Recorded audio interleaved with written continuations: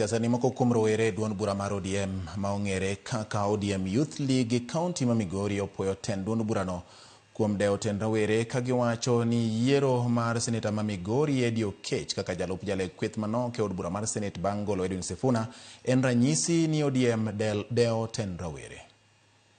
Dewa gom ni bondo mi wanene kaka Eddie Oketch sani ni minority whip no kuma no gole Sifuna no wagombo bondo wanene nitie bills moko mang'eny monyalo kelo manyalo konyo parliament, kaka for example wadwaro ni weche kaka mosabedo ka chendo kaka mag sukari bondo mi gine kaka ginyalo kelo bill moro e yo maber bondo mi ochul jotich e yo maber, joma puro, weche mag rabuon kata weche moko mag sitima bondo sitima obi e yo makare, bills mitere parliament mamoko kal e time maber. Diere moko nobedo mana namba 2 e Kenya mangima wanyalo paro, to adiera kata mana Migori ka Eddie osaketo governor matiyo tesre.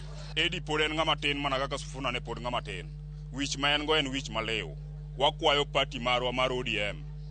Gigi gin gik makore kawo nikech ineno ka ker marwa koro loko ng'e kocha uduogo korwa koni. E Migori ka en ng'at ma osego lweny maonge koko, maonge siasa mar akweda mar dhoudi kata oganda.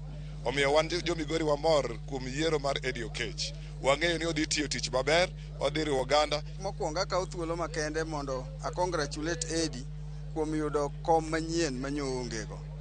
Mar ariyo, kombegi eni senator nyalo yudo thuolo.